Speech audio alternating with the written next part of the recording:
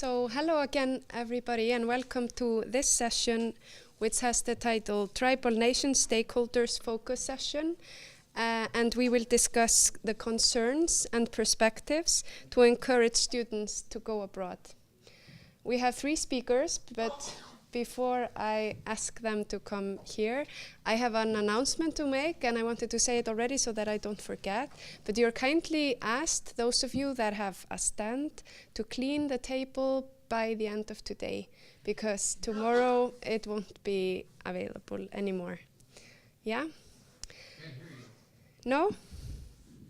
Is it not on? Okay, so I speak a little bit louder, sorry.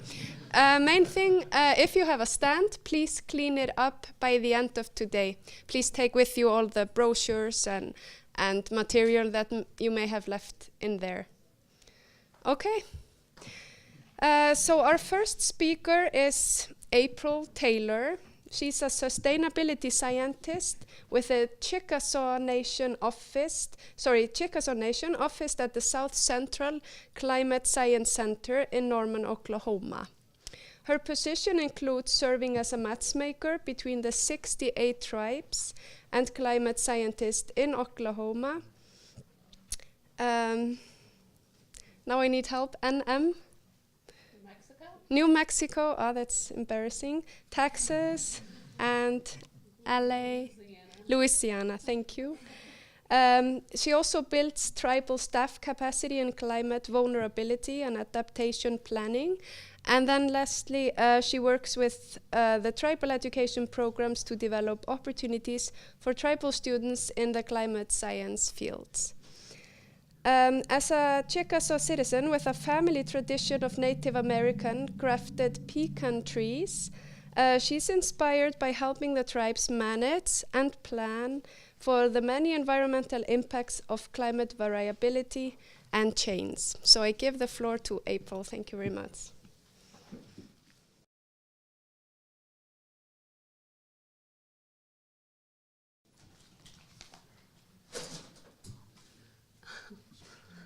There are a lot of ways that I could take this discussion, but I thought I'd talk about how I mentor Native students. So I have 9 students that work for me currently. I've also worked with international students previously, and then we have 6 of those are Native students, and 3 are non-Native students that work on tribal-related projects. And so basically what I wanted to say is that what we often see in Indian country is that Native students want to work on their homelands or work with something that's related to Indian country. And so connecting their research back to something that benefits their tribe or their tribal community is important. And I see that in many of my students that they want to do that and approach me and say, I want to work in Indian country.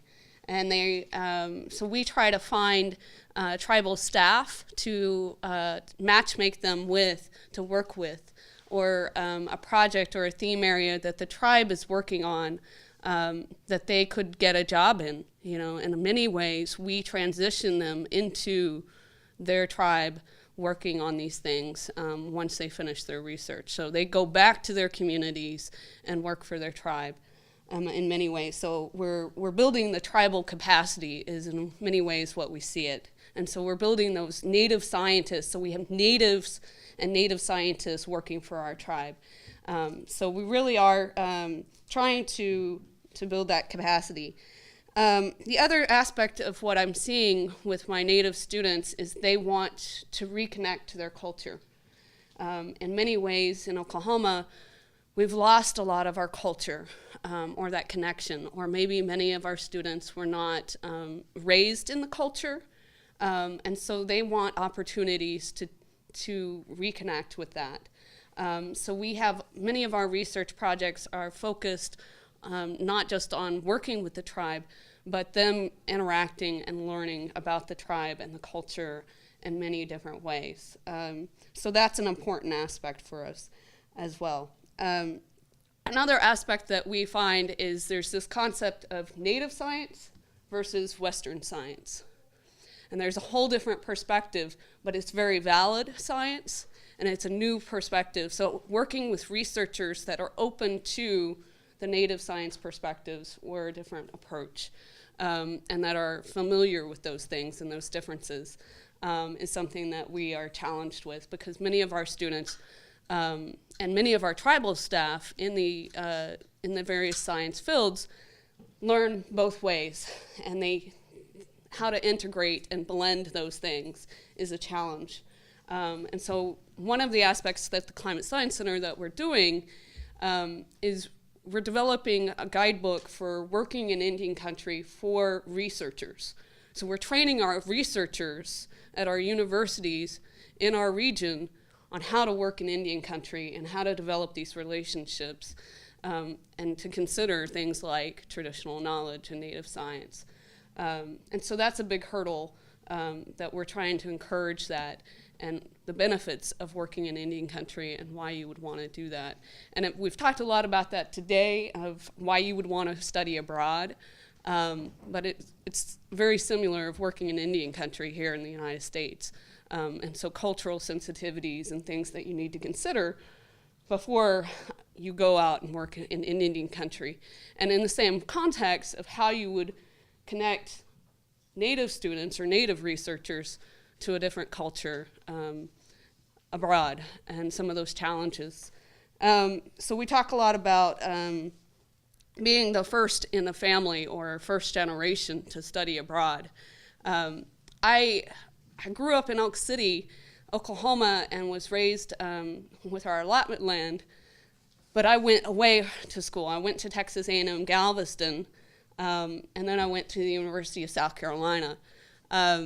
So I went away, and my family didn't necessarily like that.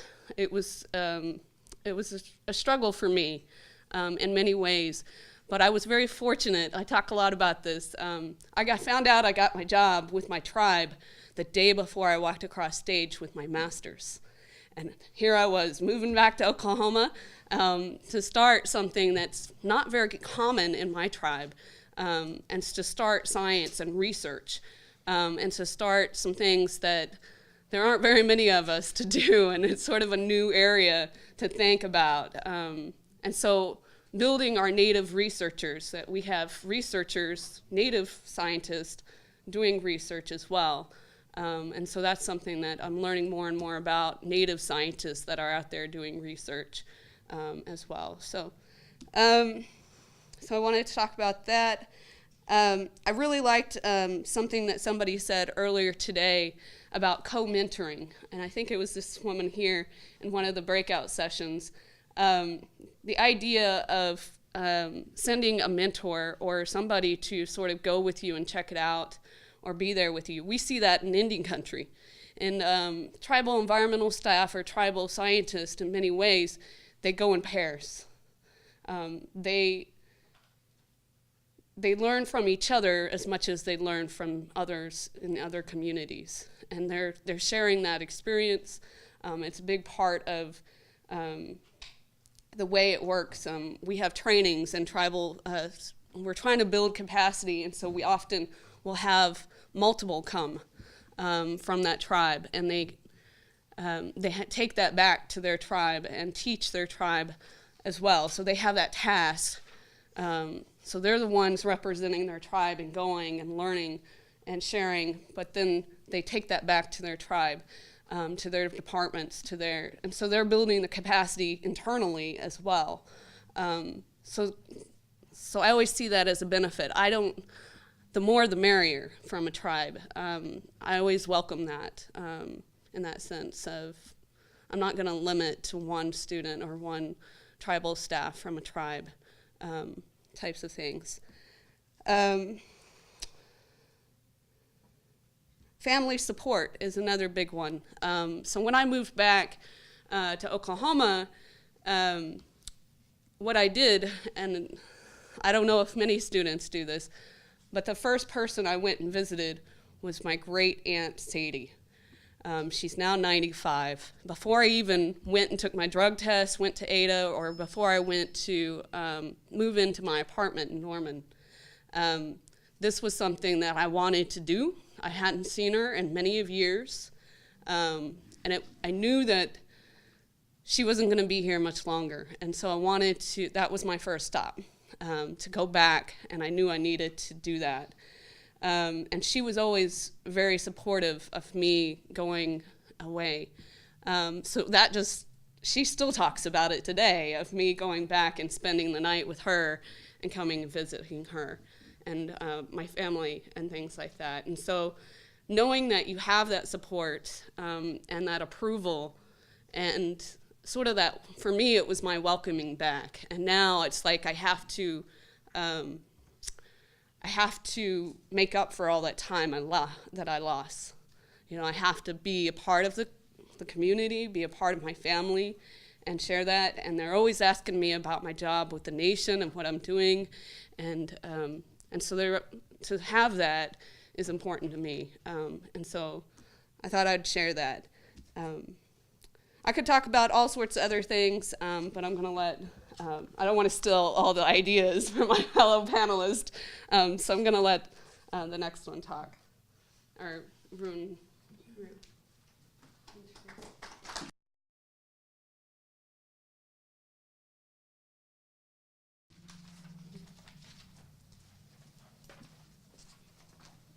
Good afternoon, everybody. I apologize. Mine's probably not going to be as long as April. I didn't have much prepared. I understood it to be a Q&A type session, so forgive me, but that's okay.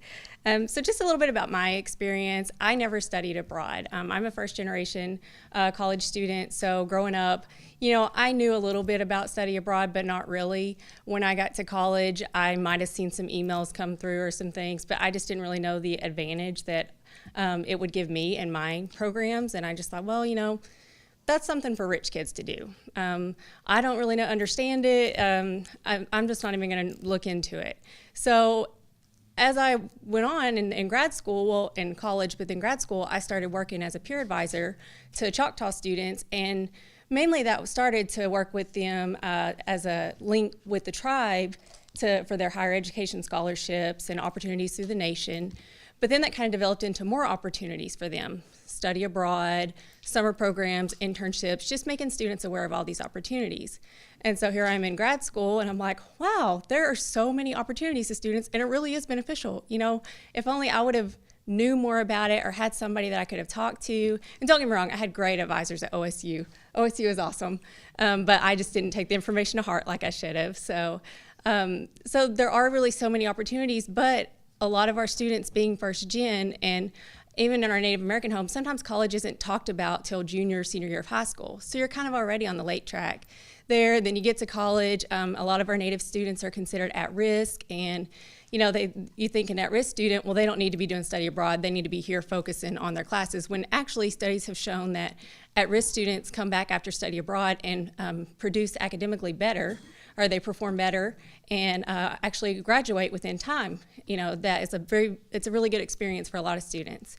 So when I worked after I was a peer advisor, I became college prep coordinator for the Choctaw Nation. And in that role, it just kind of expanded to where I would help students nationwide, working with students starting in the 7th grade, getting them ready for college. We would do college prep, ACT, SAT preparation, and programs such as College Horizons, any kind of summer programs like that we could encourage our students to go to, we would. We also started an event called Ivy League and Friends. And with that, we invited Ivy League institutions as well as other top-tier universities within the country to come recruit our Choctaw students. And it was a really great opportunity. And with that, we also found a lot of great American Indian organizations and a lot of internship, study abroad, just any kind of extracurricular activity that you could think of. We try to make sure that they were available to our students. So right now, some things that the Choctaw Nation is doing. Like she mentioned, I used to work for Choctaw Nation, but I came to OSU for a few years. So they've actually changed some names of their programs at the Choctaw Nation. But some of the things that they're doing right now is they still have the Ivy League and Friends, only it's called College Connect now. And that is still just to connect students with colleges as well as opportunities. They send out a newsletter bi-monthly. And within this newsletter, it just tells students about all the opportunities available to them. It highlights student spotlights, so they try to take Choctaw students who have studied abroad, done an internship, any kind of program, so other students can see, because that's something that I've noticed working with college students is if they see a student doing it, then it's more valuable to them for an advisor telling them. I could tell my students all day long about something and go in one ear and out the other. But if we had a student in there telling them about their experience, then they got a lot more out of it and they can relate to them better. So, and then another thing that the Choctaw Nation is doing now is they have success coaches at certain colleges and universities within the state. Hopefully they can expand up to OSU soon. And these success coaches are just there to help the students navigate them. Again, just be that connection to the tribe and encourage them to participate in opportunities. Because one thing that we've found and studies have shown is that Native American students feel more connected and are more likely to speak to their family or tribal members or, someone in their social circles as opposed to a faculty member or advisor. So it's really important to have that connectedness on campus with Native American organizations, Native American advisors, to where you feel comfortable going and talking to somebody, having that support on campus. Like OSU has a really great support system. I'm very thankful that I got to take advantage of that in college and that we still have those opportunities today. So that's all my spiel, and I will turn it over to the next speaker.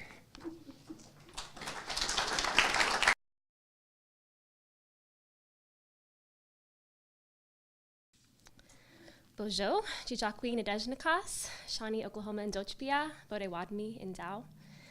So I just introduced myself in my native language. I said my name is Jijakwi, which means like a crane in Potawatomi. My English name is Tasha. And as Tawana mentioned, I was under the impression that it was a Q&A session as well, so forgive me as I go through the notes that I just scribbled frantically as the two speakers before me started. So really, as far as encouraging Native students to study abroad, the best way that I can encourage that is to talk about my own story, is to share my own testimony.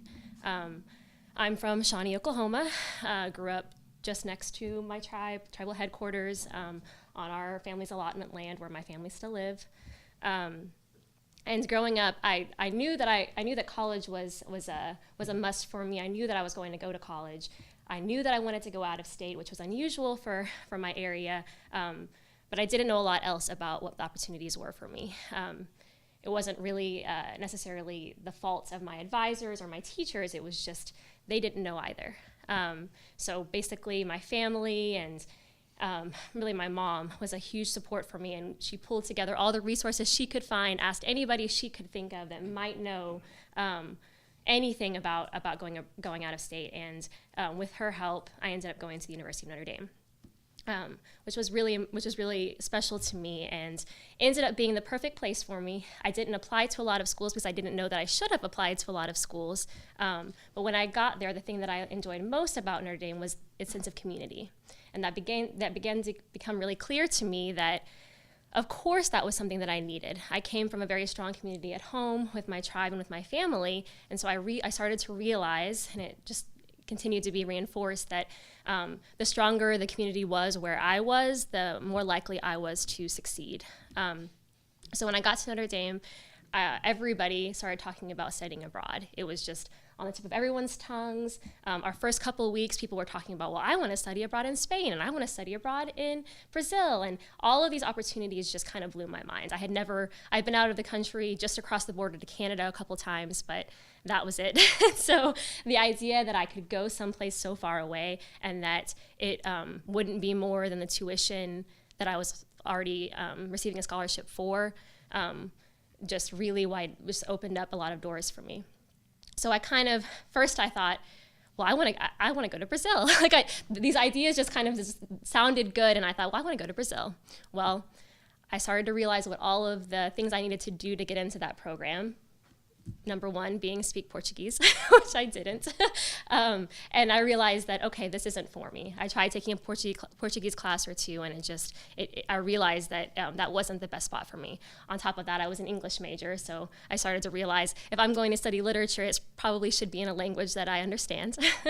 So I started to look at other programs. I looked at a semester around the world program that Notre Dame offers, which is throughout Asia, anchors in India. Well, that year, the program advisor fell ill, and the program didn't happen. So that fell through, and I'm kind of still thinking, well, I'm going abroad, it's happening, but where am I going to go?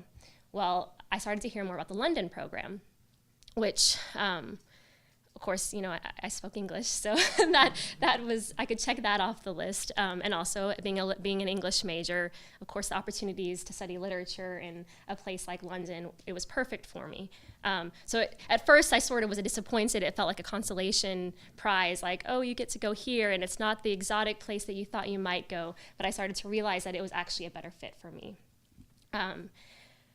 Notre Dame had a really strong preparation program for anyone who wanted to study abroad, but if you knew what specific program you wanted, your advisors could help you figure that out very, very early on, and I needed that. I needed to know that you need this many foreign languages to go to this country, or you need to have around this GPA to be considered for this competitive program.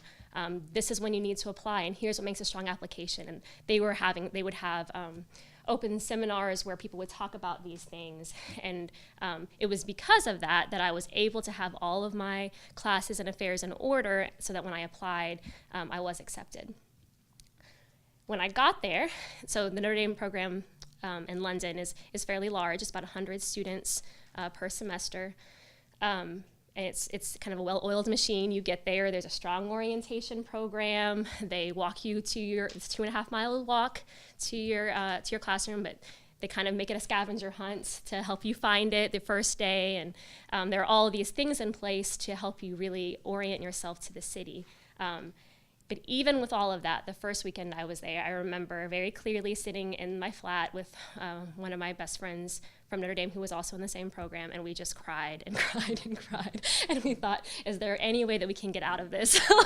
Is there a plane back home, and when is it? Because this was a huge mistake. We miss our families, and we're not going to see them for a few months. And I'm from this rural area, and even though I was several states away in Indiana during undergrad, still, it was pretty rural to be in this huge city where I didn't see greenery, where everything was gray. We were so homesick. And with each other, we kind of started to figure out, okay, we can lean on each other, we can start to make friends with the other people in our program, really throw ourselves into the local culture, and that kind of saved us. Again, it was that reinforcing that if I found a community where I was, I would be happy.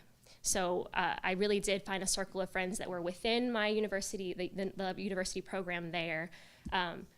The way that their program was set up, you had to take so many classes that dealt specifically with London.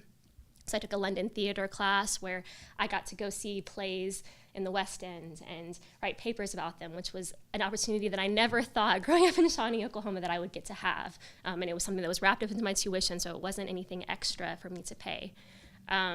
I got to take a Shakespeare class where, at the last half of our semester, we got to perform on the Globe stage, which was, for an English nerd like me, was a really huge deal. So there were sort of these built-in ways for me to be involved. So even if my original inclination was kind of to draw into myself and just only talk to people I was close to, they sort of made me get out of my shell a little bit. And the longer I was there, the easier that became. We started to travel on the weekends to other European countries. And of course, they had resources to let us know how to do that.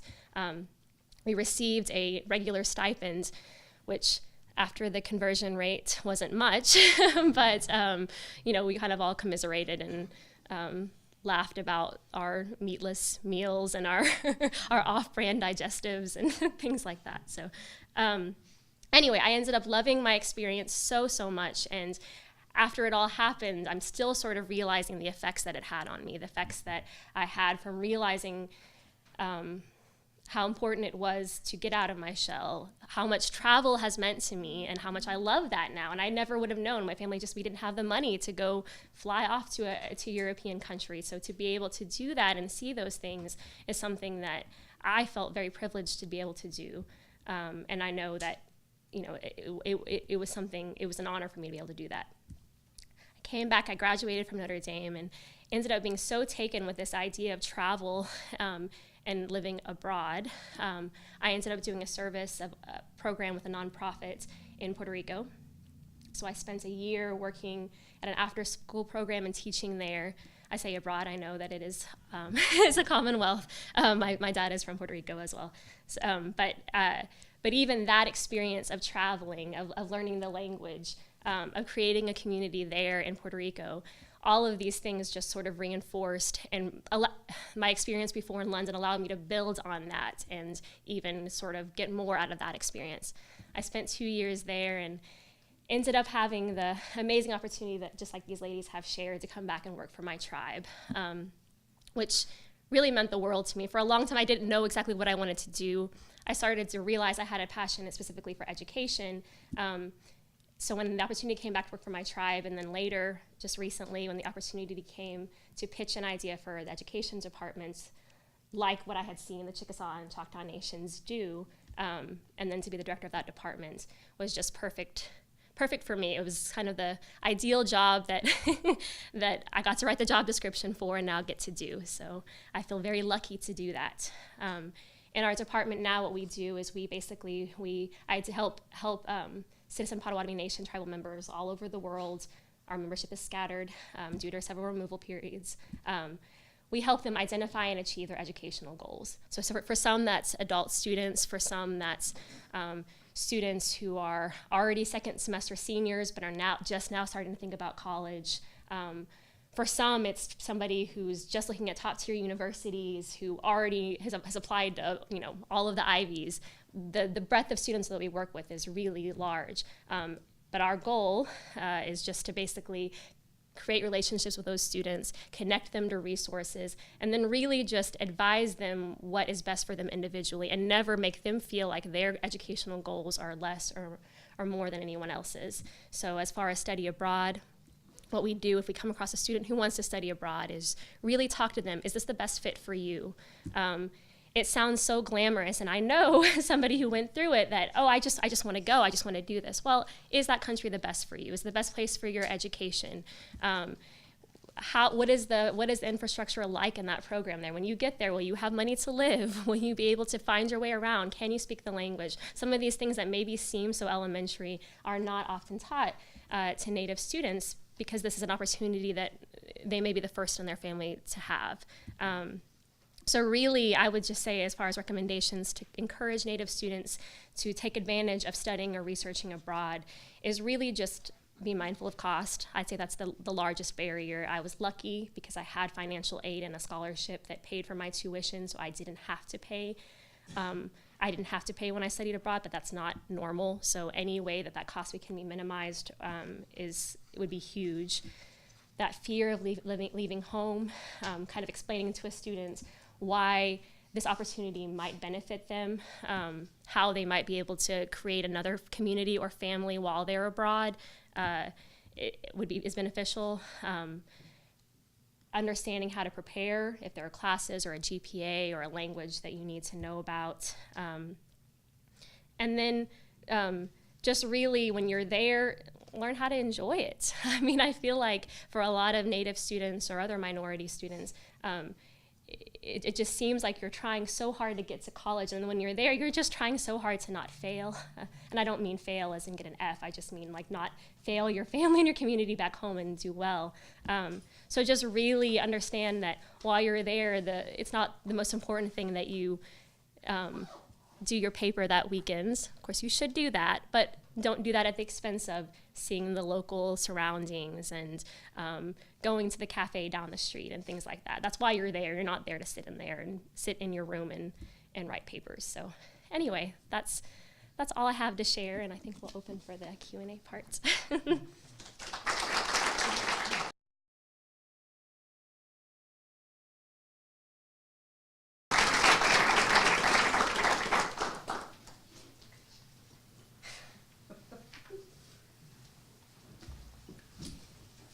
That was some inspiring and great words. Thanks, gals. Let's give them another round of applause.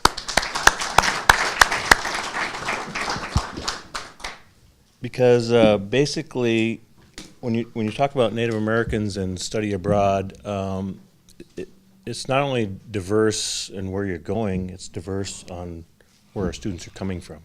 We've got urban Indians, we've got rural Indians, we've got reservation Indians. So it's a tough nut to crack here, and being we have a lot of time since no one had PowerPoints.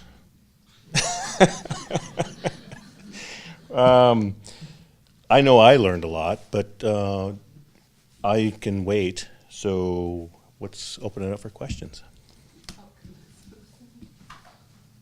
Tish, you mentioned I was really struck by your mentioning of the sense of community you found at Notre Dame. I was wondering if you could say a little bit more about that. Were you able to identify it before you went there? How were you able to find one that felt right for you? And how might you help someone else do the same? Sure. So I was one of those Native students who didn't know what opportunities there were for college. I applied for a school in Oklahoma. I applied for Tulane University because they waived my application fee. And I applied for the University of Notre Dame just kind of by chance, and because there's a Potawatomi connection there. The university is built on Potawatomi land. I didn't know before I got there that there was a community. I really lucked out into that. When I got there, I found out that Notre Dame is set up where you're randomly placed into a dorm. The only, I guess, stipulation is that you're not rooming with somebody who's from your same zip code. So you're really kind of thrown out of your comfort zone, but your dorm becomes like your family. They don't have Greek life there, so that's like your sorority or your fraternity. And so my best friends from college, who I still get together with every year, were from my dorm or from my section. We had events that we did together. And that's really kind of part of the Notre Dame's DNA, but I think that's something that other universities or other organizations could recreate. It's just first of all, they removed us from anything familiar. You weren't allowed to request your roommate or something like that if you were going with someone you knew. So you had to meet someone new. And then we had several scheduled events that we just got to know each other. Of course, there was a religious component with it being Notre Dame, but through all of that and this sort of, I guess, thread of service running through that also is part of Notre Dame, you feel like you're home when you're there, and you feel like the people that you are with are like family.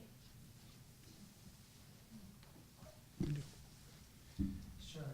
For Tesla and the others, what was the impact or your experience when you say you were American in England, but you didn't fit the profile of being an American? Sure. So there's not always a positive perspective on Americans abroad in a lot of places, but in England in particular.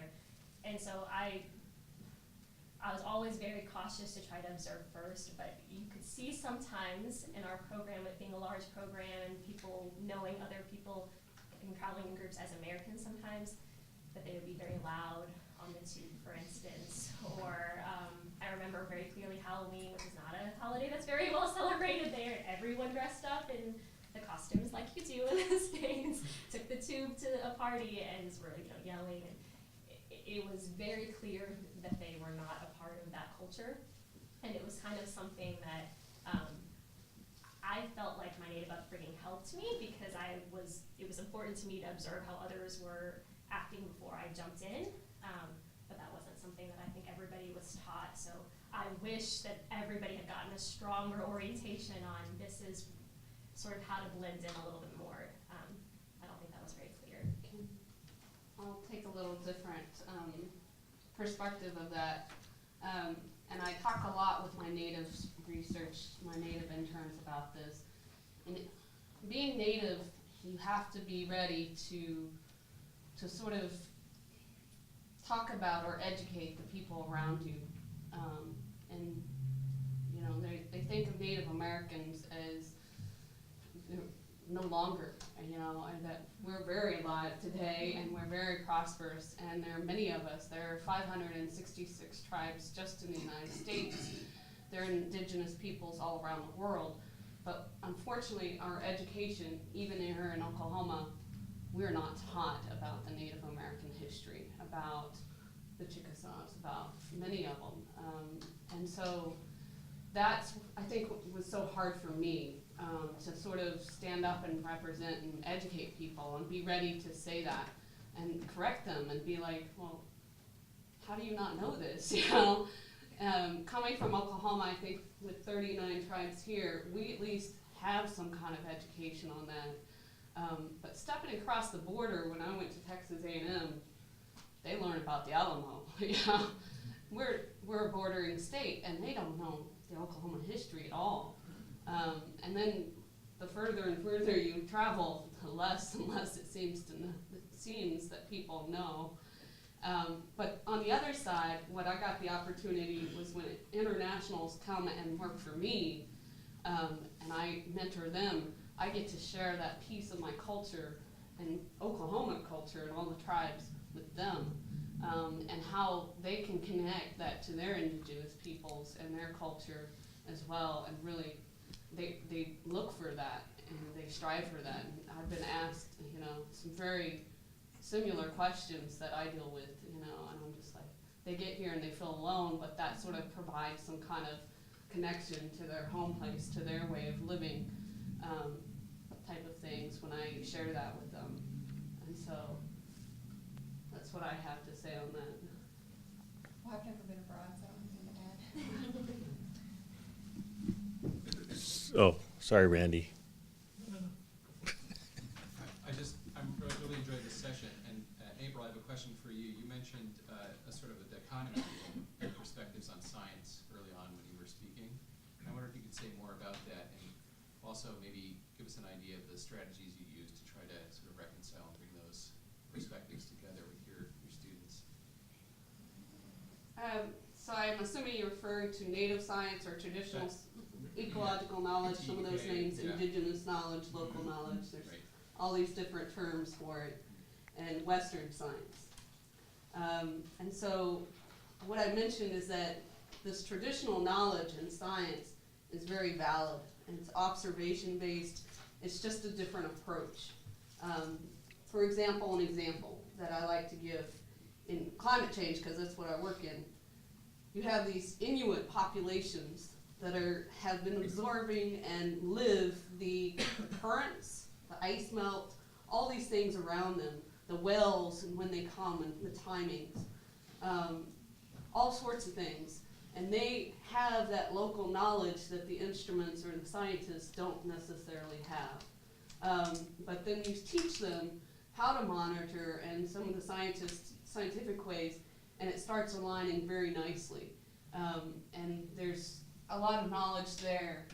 And so we just did a tribal college conference series at the tribal college on at the college in Muskogee Nation, the first ever in Oklahoma between the first three.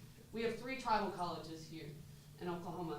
The Creeks, Pawnees, and the Comanches have tribal colleges, but they're not accredited in science. We hired the first science teacher under one of our grants, under our climate grants for the Muskogee Creeks, and under that grant we purchased some of their first science equipment and everything.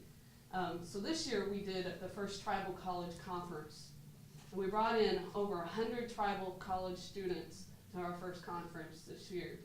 But what we did is we did a poster session, and I'm sure ACES and Satinus have similar types things, but allowing for that dialogue and different representation of how the science is presented.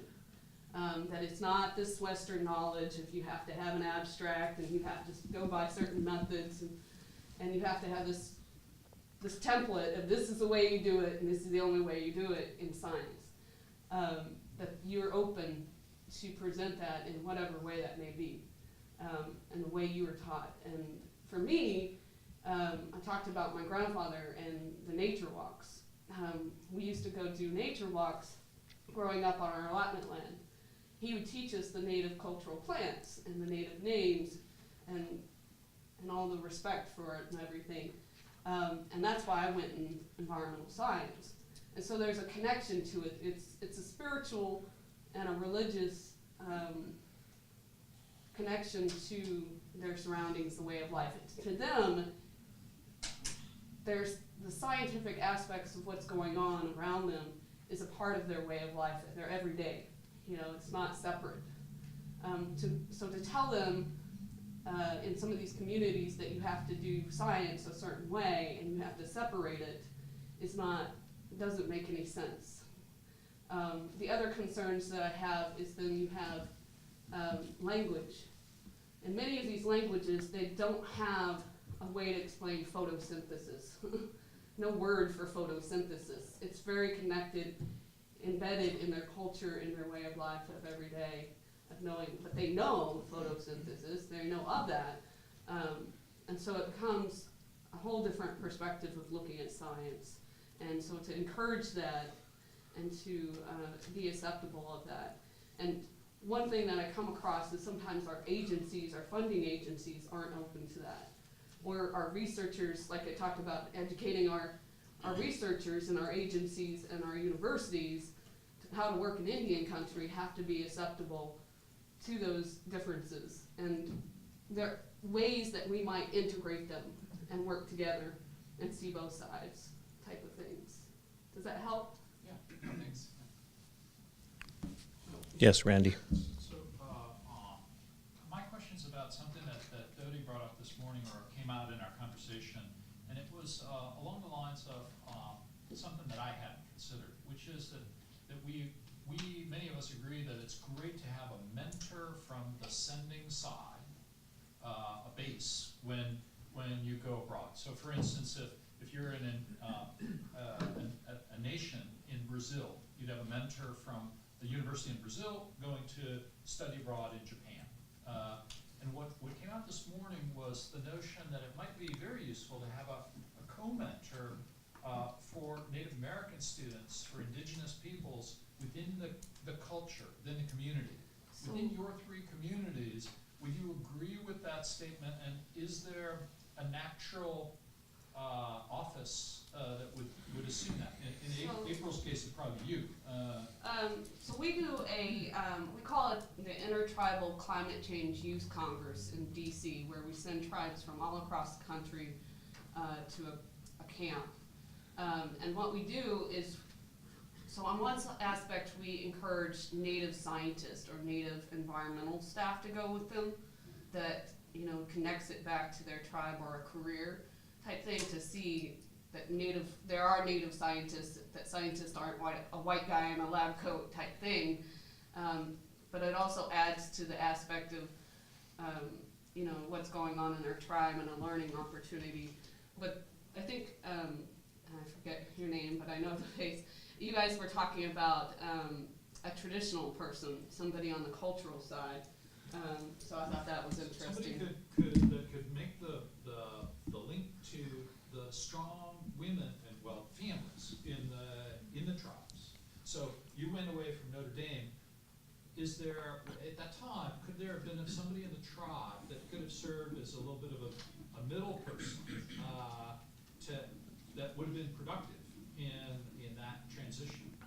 Yes, I definitely believe so. I didn't, Notre Dame, since I went there, I graduated in 2009, has gotten better about building its Native American community. At the time, it was very small.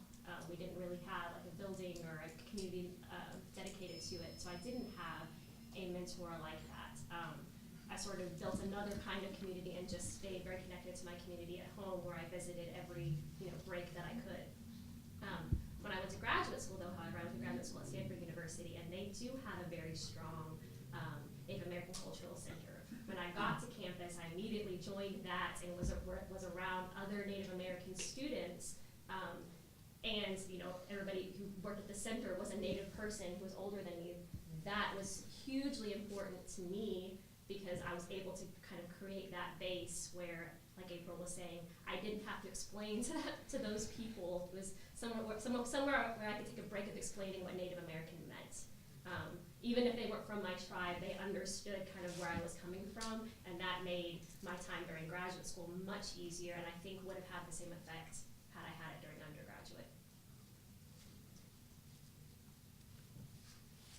And so are you asking if there's an office within the tribe? I am. Okay, all right. When I worked for the Scholarship Advisory Program for the Choctaw Nation, that was one of our goals, was to build a database of tribal members and alumni, so we could see where our tribal members were, so we could put our students, you know, in touch with these tribal members. So we were building a pretty good database and started a pipeline. And however, I haven't worked for the government side of the education department in 4 to 5 years, so I don't know if they're still doing that, because we seen where that would be very valuable for opportunities.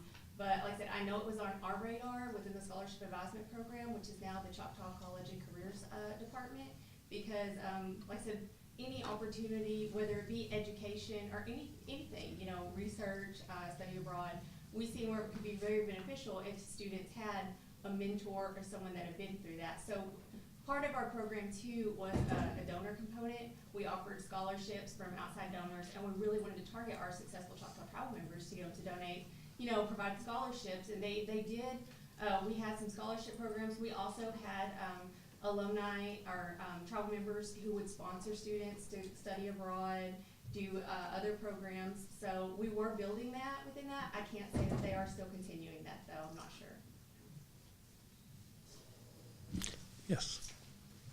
So I have 2 questions. One of the things that April talked about was recognizing that in our cultural settings that I've always said this, it's amazing to me.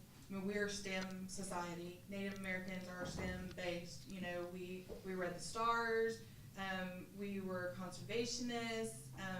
You know, when you look at some of the older structure and artwork that our people created, they're very symmetrical. I mean, there was serious science and engineering in those plans that we had in our communities.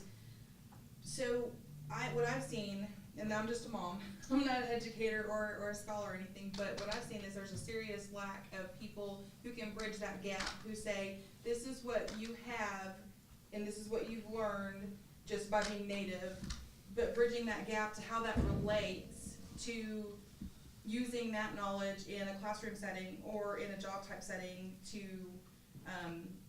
just ensure success for those students.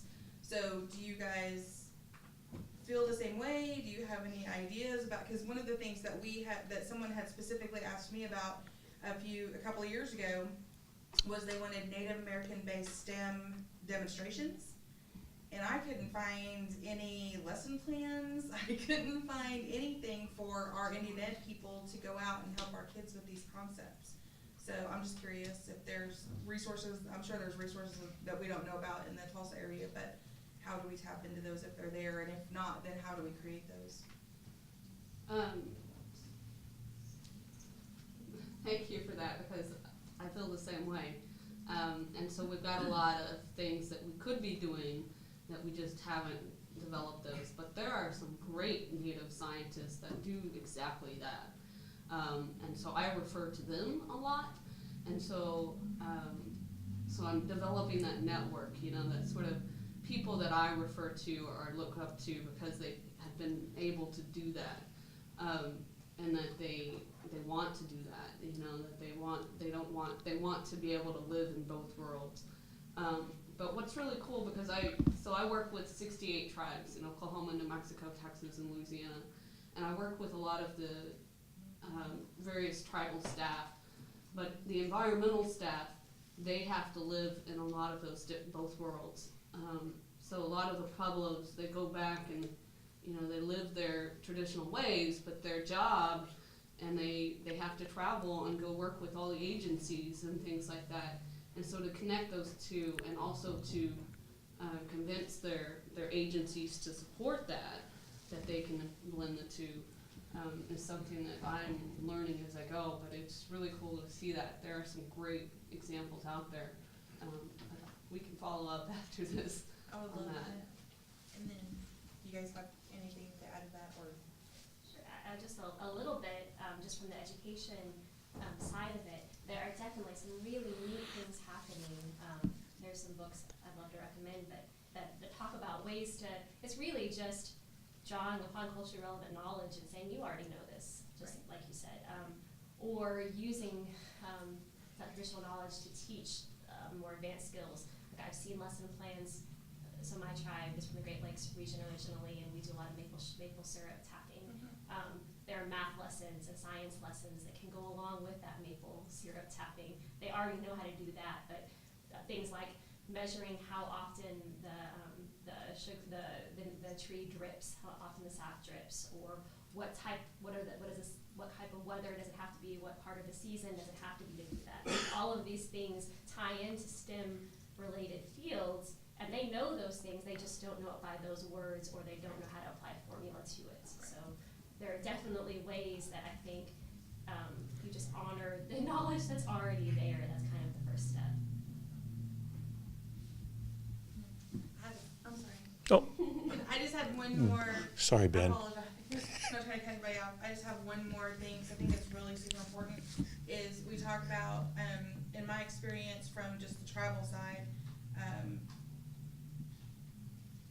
sometimes it's frustrating because we do create these pathways for our kids to go to college or to give them extra monies when they have these international study opportunities, but we don't lay the foundation.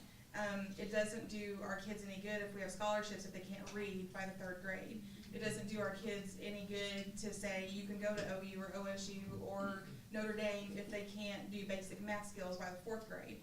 So as far as infrastructure and scaffolding goes to help those kids climb those rungs to get to where they need to be, do you guys feel like your tribes are doing a good job in partnering with your local schools and getting the kids? Because as far as I'm concerned, our kids are actually too late. When your kids come to you in 7th grade and say, I'm looking at this career, that was already decided for them in 4th and 5th grade.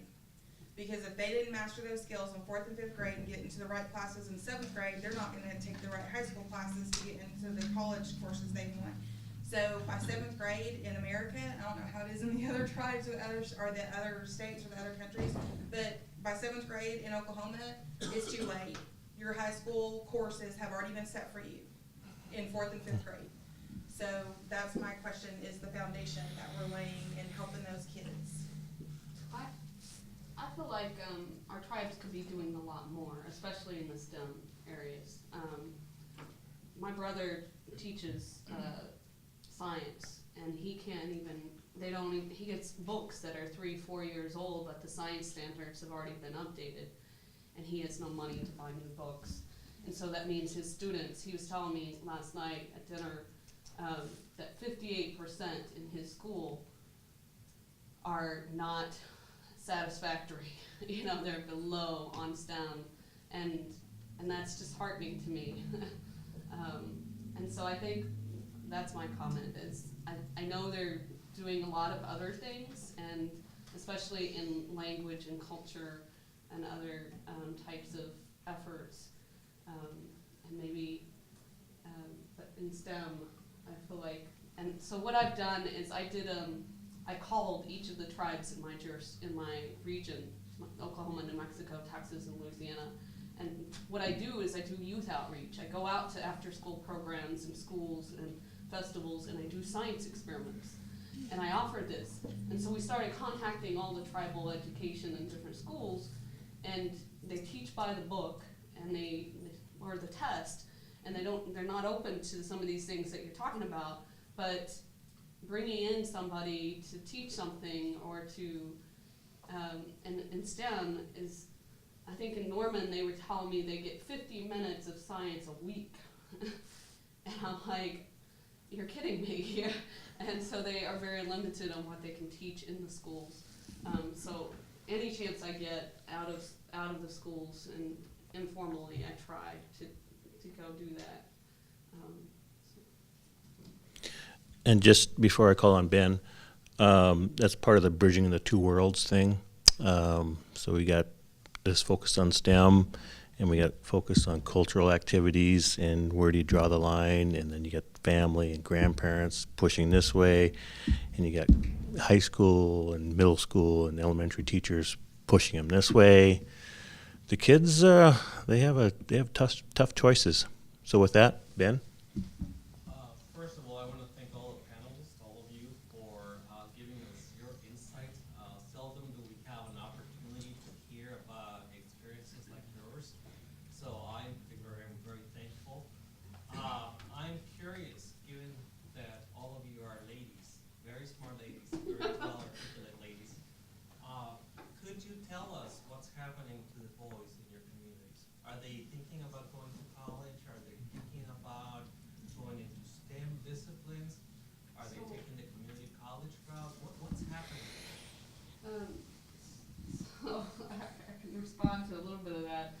I think, so it's just, I'm seeing the same thing. Any of our study abroads or scholarships, the boys, their essays or their applications are, the Native boys are just not at the same level as the Native girls.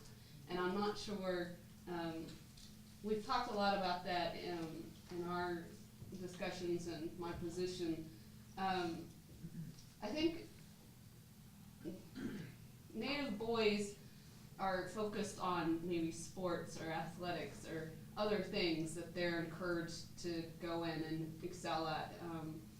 And so education may not come until a little later in life, and maybe that's my perception, but I'll let somebody else comment on that. Yeah, I agree with her. And one thing that I've noticed, I'm currently working for the Division of Commerce for our tribe, and I work in the casino setting, developing out leadership development programs and career pathing for our associates. And one thing that I've seen that really was kind of surprising that I never really realized is a lot of our young students go to work in the casino, and primarily boys, and they're making such a good living out there that they may drop out of college or something, and then they don't go back. So I'm not saying that the casino has a negative impact, but, and then there's also opportunities also for young men to go right out of high school into the construction or oil field industry, make big money, and not have to go to college. And they can make more money, they think, doing that than by going to college. So I guess there's more opportunities for young men than there are women right out of high school to make a better living, possibly.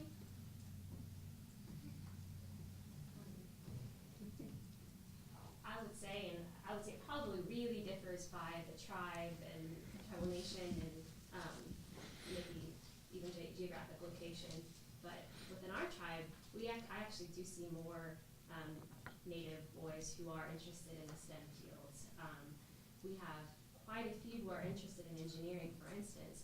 But the issue that I see, we get our department also handles internships for students who are still in college.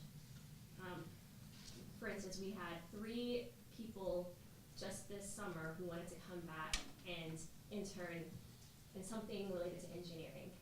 We don't really have an engineering person at the tribe. We contract that out. So here they are wanting to come back and work for their tribal nation, and all we can say is, well, we have construction departments and there are some similarities there, or maybe you can work with our GIS person because there's some connection there, or maybe you can wait a few years and we'll have an industrial park soon. But I see for us and for our tribal nation, the barrier is more that when people come to us and they want this connection to our tribe and be able to use that skill and that gift, we don't have it right now. It's evolving, it's growing. Thank you. So I have a follow-up question on that. So if you're thinking in your tribe, there's actually more men or more boys that are interested in STEM, what's the reason for that? Because in my field, when I'm looking at African American males, they're like black unicorns. It's really hard, and I think anyone who has a program can say, how easy is it to find an underrepresented minority African American male for your program? You can't. They're not there. So what's working on your tribe that you have boys doing well going into STEM? Sure. So part of it, I think, really for our tribe, because we are so scattered geographically, we've had several removals that have led to tribal members all over the country and all over the world. Some happen to grow up with a very different educational experience in, say, North Texas or California than maybe a Potawatomi person who grew up in Shawnee, Oklahoma. So really, I think a big piece of it is what was their educational experience. So for some, that's stronger than others. Other than that, I don't really know what to say. Our education department is so new that we can't claim anything about that. It wasn't us who did that. It's just something that we have seen happen, that we have these students who have this interest. But I would really say, so far, I could attribute it to their educational upbringing from where they were. Can I do a quick follow-up? Can you talk a little bit about the Potawatomi Leadership Program? Sure. Because I think that's a good feeder into this question. Absolutely. So we do something at the tribe that I've been working with for the past 4 years. We call it the Potawatomi Leadership Program, and I know other tribes have something similar. And what essentially it is to identify kind of our best and brightest. You have to have at least a 3.0. You have to be 18 to 20 years old and not have completed more than 1 year of college, but be in college or be college bound. And those students, when they come, we really try to give them an accurate perception of the tribe, so they get to hear from our tribal directors, CEO of our tribal facilities. They also get to learn about the government side, and they get to participate in a lot of cultural activities. And they come in from all over, and so that's kind of how we have this connection with these people who are from very far away. But while they're here, whatever their interest is, we really try to foster that if we can. We let them shadow that department.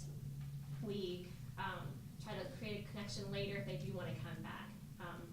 But like I said, even within that program, I can think of several over the last 4 years who have been engineers, and that's just in our tribe. For example, it's just hard to have a fit. If they're say pre-med, which we've had several of those, well, that's an easy fit. They can shadow at our clinic. There's an IHS scholarship for that. It's just a little bit harder when there isn't a career at the sort of end of the tunnel for them within the tribal nations, and I think that's a shame. I would love to have them come back. I think that would be a great thing for our nations. Yes. A couple of years ago at the SACNAS meeting, I was surprised that I went into one of the math sections. There were about 70 or 80 people in there, and most of them were women, young ladies. And that seems to be a trend in the sciences, and you're probably seeing the same thing. Even at colleges, you're seeing that as well. Yeah. And we also talk about how at colleges you're getting a lot of international students. You walk into a library and it's all international students. It's not our U.S. students. They're doing something else. And just a little point, the tribal college movement, a lot of the initial students were single mothers going into, let's say, social work or, stuff like that. And then over the years, the trend started changing, but not enough. Now there is more traditional, right out of high school students, but again, most of them are female. And I'm not sure what the deal is. Yes, the oil boom over the last 5 years definitely drew a lot of our young males. Well, I'm from Montana, I'm sorry. So they went over to North Dakota, which is pretty close in our territory. But I'm pretty sure we're going to start seeing them coming back. But again, most of them are looking for the trades, the welding, this hands-on type of stuff. So to get them back into STEM, it's going to take a lot of work, a lot of remedial. So, which I want to kind of touch on theme C. And if anybody has any comments on our community-based research, because we talk about this international experience, but a lot of our Native students, they want to bring something back to the community, back to their home reservations, and what can help out the community. So if anybody has any questions on that line, let me. Or panelists, sorry. So I work in climate change, and I work with 68 tribes across the region, but I also work with indigenous communities across the world that are being impacted by climate change. And so what we're seeing is, in many of this is about discussing with elders or with communities and community engagement, and how do you get them engaged to make some of these very difficult decisions. And so we actually do a lot of social research, and work with anthropologists and people who understand how communities adapted over time and things like that. And so so that's one area that we do a lot of that sort of interdisciplinary work.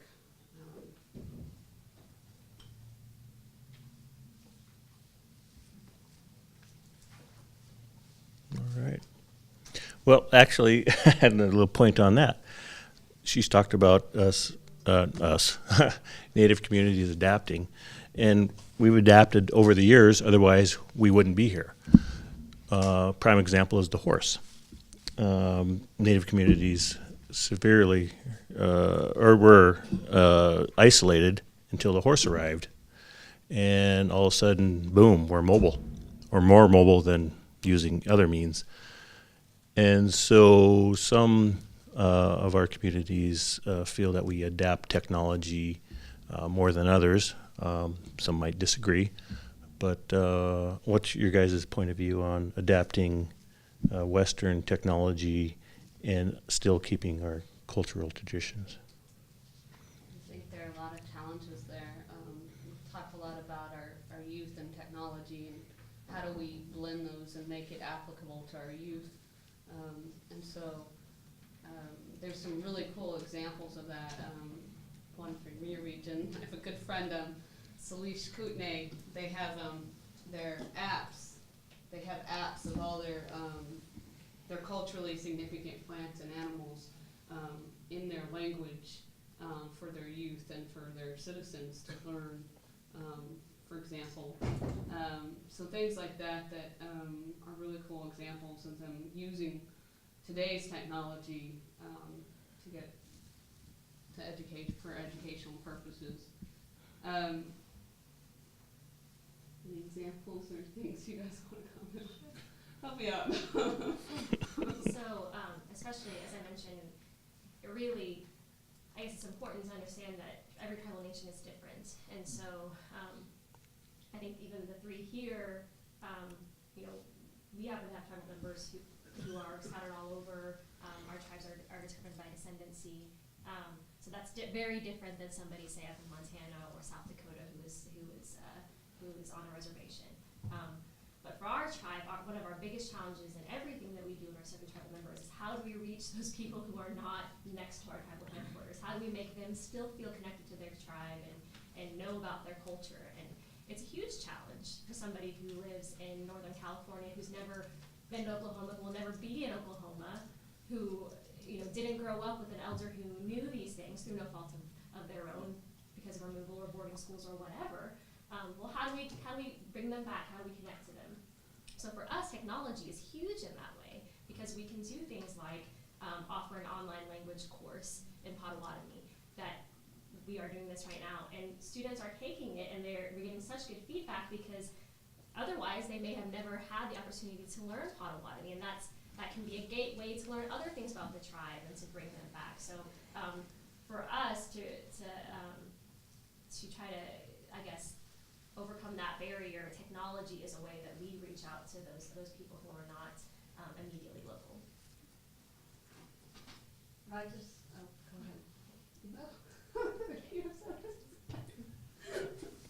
All right.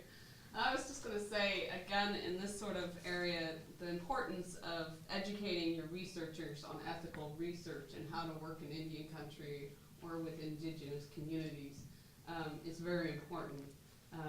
And so often what I get myself into is I'm often the mediator when those things don't go well. And what do we do to fix it? Or is there any chance of still working with that community?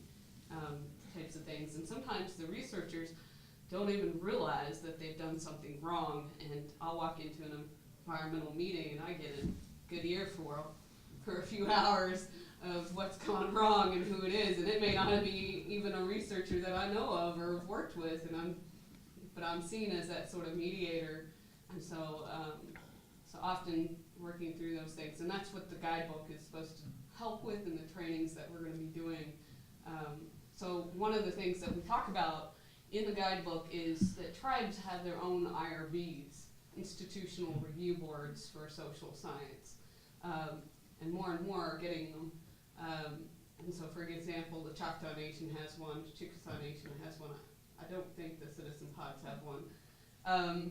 But we have an appendix that I'm working on right now to talk about what is a tribal IRB, what does that process consist of, and why is that important, and why should you go through that.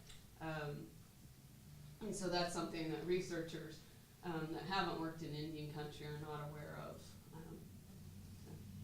Can I make a comment on that? Within the Department of Interior and the BIA specifically, there's a program called the Integrated Resource Management Plan. And what that does is it allows the tribes to formulate their development strategy based on the culture. For instance, our industrial park is aimed at environmental sustainability and renewable energy companies because it is consistent with the emphasis on caring for the land and taking climate considerations and carrying those into the overall development strategy. So those programs are available, specifically the Integrated Resource Management Plan, and that serves as a basis for a lot of decisions that are made at the top level. That's great. Yes. So this is a devil's advocate question. Being a scientist from a minority background, I'm sensitive to all the issues that we're talking about today. But living in Europe and representing Europe right now, I have to say that they don't, in their systems, they don't have anything similar to affirmative action. And basically, they just want the best scientists. So when they want Americans, they don't care where you come from, what background you are, what nation. They just want the best scientists for the projects, and they want results. Because that's in their society, that's especially, I come from a country of France, which is a socialist country, and everything is based on merit, independent of the socioeconomic, ethnicity. So, at some point, if you want to send your students abroad, you need to take that into consideration. So, my question is, what can we do in these programs that we can more or less facilitate the exchange, the student exchange between the United States of America and other countries abroad, and at the same time convince them that we are sending the best students and that they're going to get something out of it. Sure, and I think that goes, a lot of us work in higher education, and we kind of deal with that. There's a lot of myths that Native American students can go to college for free, or that they can go to Harvard just because they're Native American, when that's not always the truth. I mean, we are definitely trying to build our students to where they are the best and the brightest, and I have to brag on my students here at OSU, especially the STEM students. They're at the top of their class, and we just try and make, I don't think that there's not that thought that they're just getting to go because they are Native American. We want to make sure that they're taking the best courses, that they're making the best grades, and doing everything to develop themselves as much as they can professionally as a student, to where they would have that opportunity regardless if they were Native.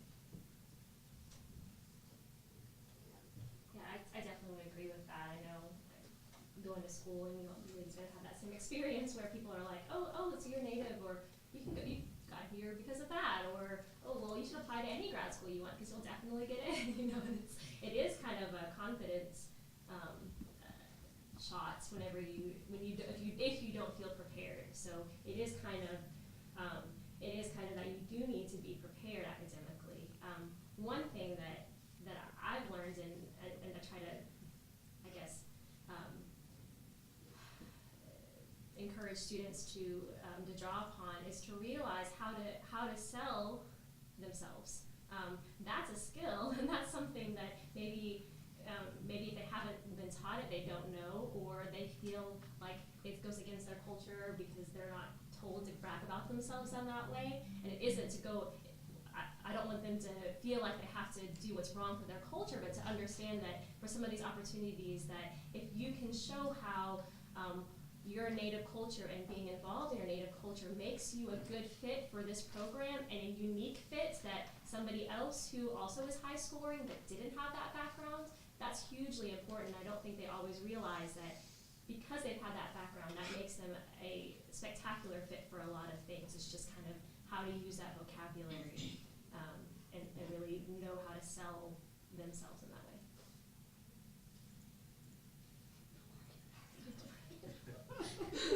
You just don't want it. Thank you very much.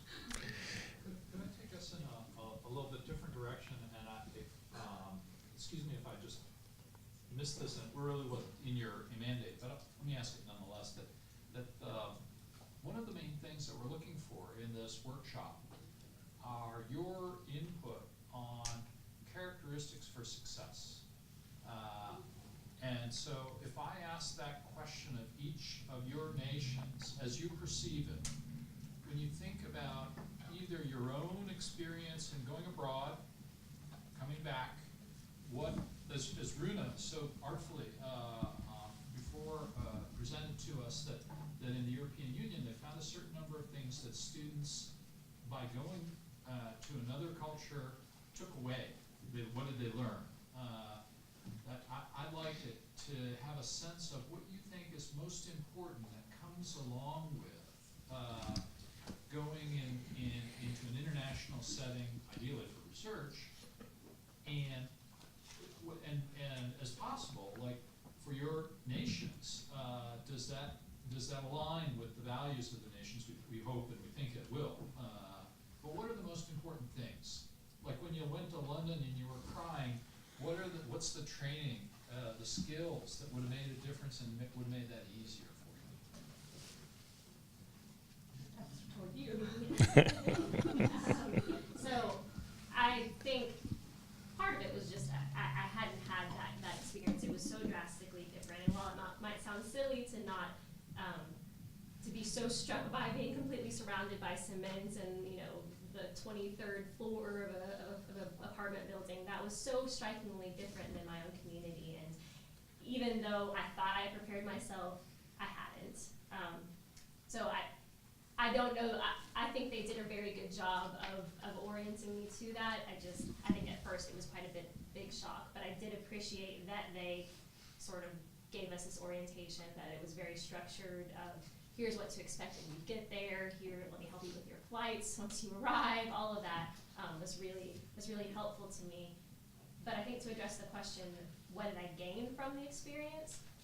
Well, I gained that. I gained that even though I thought that it was the worst thing that I had made this decision and that I was there, that I stuck it out and I knew that I could stick it out, that's been hugely important to me. And since then, I kind of pride myself on being really adaptive. And I don't think I would have known that if I hadn't been thrust out into the world. And so now I love the travel and I love that little bit of discomfort because I know I can handle it. And to me, that was the most beneficial thing. I agree. A lot of my students that have studied abroad, that's what they've said, is that adaptability and strengthening critical thinking skills, just because, different experiences and something that you don't learn in rural southeastern Oklahoma.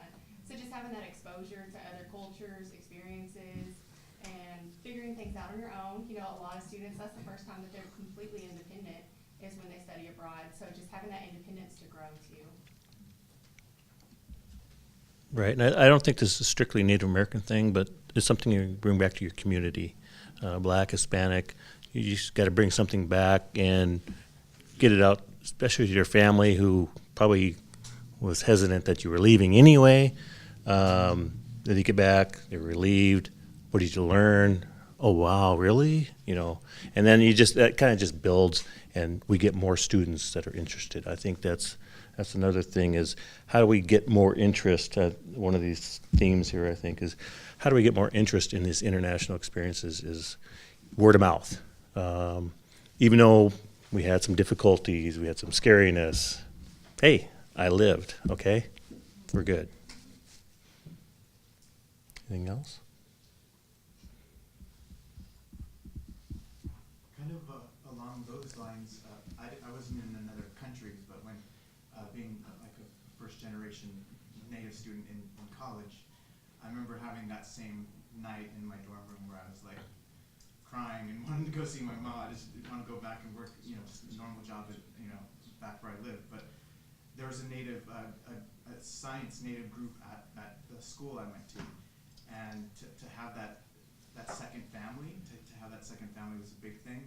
And then also, just in addition to your studies, I mean, it's also good to have fun. So with that, there's other ways, other routes you can go. You can find out things about your culture. I got into powwow. I got to learn how to sing, and then not native related, but salsa dancing I think is a good thing.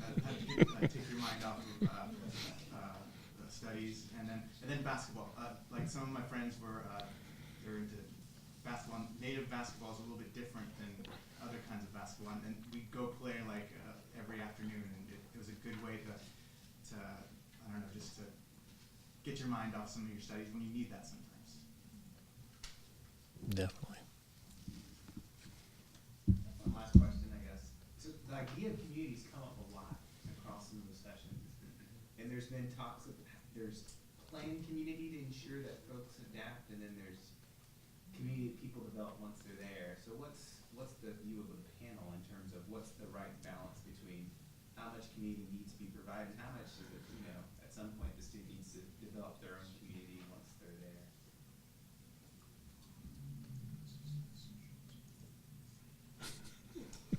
You're the one that brought up community. I would say that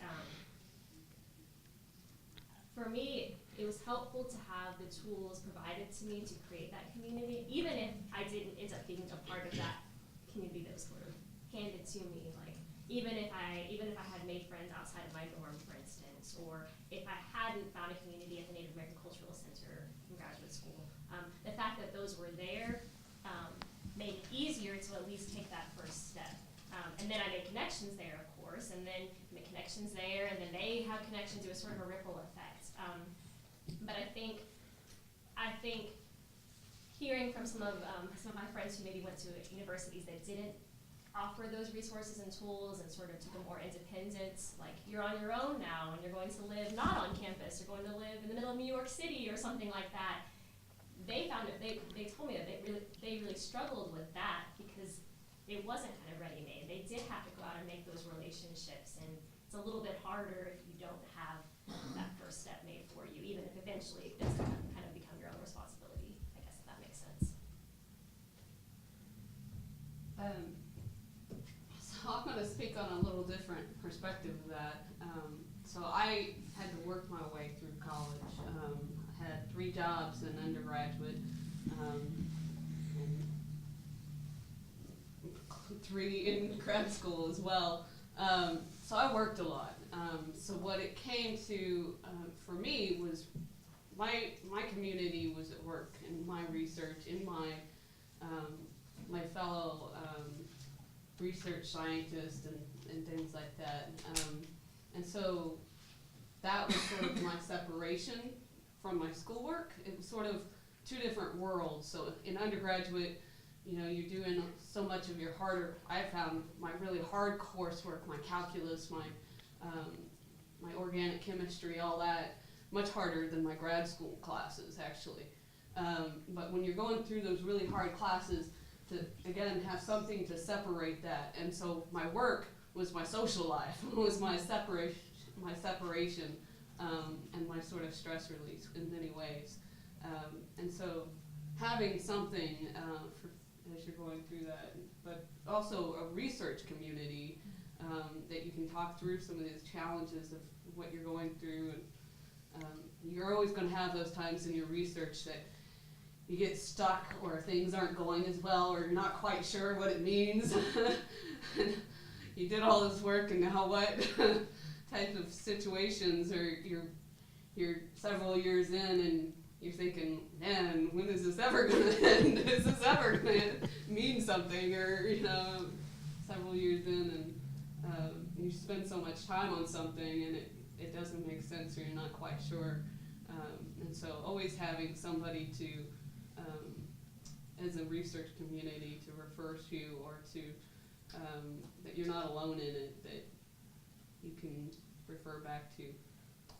And I too that it's not all about creating a new community. The other important thing is just to really stay connected to if you have a community at home. I didn't leave my tribal and my family community and just create a new one and forget about them. I called them all the time, and every time I came home, I called every chance I got, and came home every time that I could afford it. So it was sort of this, okay, if they weren't here, or I couldn't really rely on them, or maybe they didn't quite understand what I was going through at that moment, did I have a support network in both places? That was important. That's great. Well, I think we've grilled these ladies enough. What do you guys think?